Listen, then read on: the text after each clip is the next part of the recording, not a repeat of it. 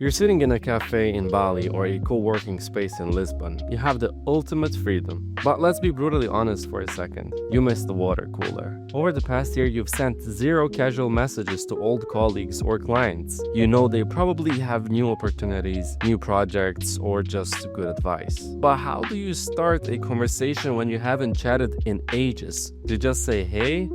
That feels a little bit weird, right? Today, we're looking at how the smartest remote workers are hacking their networks. We are breaking this down into 3 simple strategies: the Automators, the Systematizers, and the Meme Lords.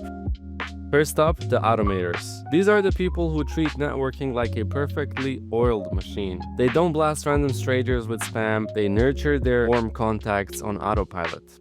The core rule here is the quarterly ping. Every 3 months, you reach out. But doing this manually for hundreds of people? Impossible. Instead, you can use automation tools to do the heavy lifting. Imagine setting up a workflow in NA10 or Zapier. You can actually build a flow that scans your network's LinkedIn or X feeds for recent achievements, like a new job or a promotion. When the tool spots an achievement, it can trigger a customized template.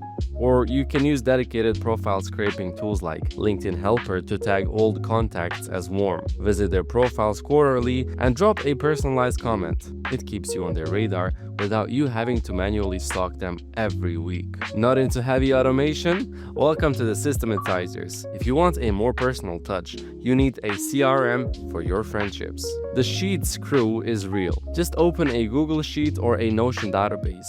Track the last date you contacted someone and drop in a few notes about their interests. Did they just move to Thailand?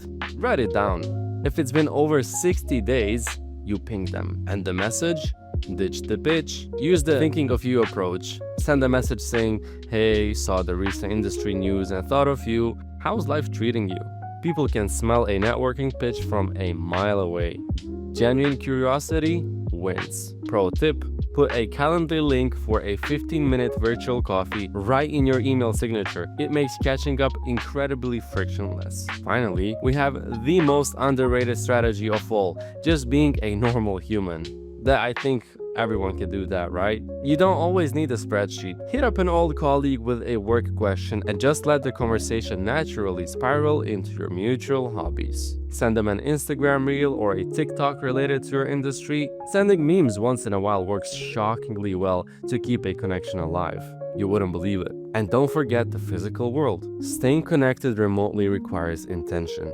If you are in a co-working space, stop treating it like you're just renting a desk. Show up to the same spots regularly. Talk to people, join local groups. Even Brazilian Jiu-Jitsu was highlighted by remote workers as a networking goldmine. Look, the harsh truth is this: if you haven't talked to someone in a year and neither of you makes an effort, the connection will die.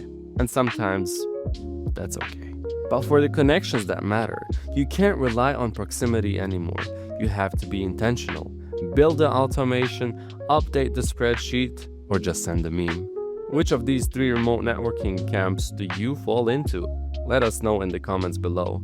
Drop a like if this helped you, and hit subscribe for more strategies on mastering the digital economy. Oh, also, make sure to visit higherbases.com because we have hundreds, and I really mean it, hundreds of remote jobs weekly, which you can apply to and get a remote job and start networking online. See you in the next video.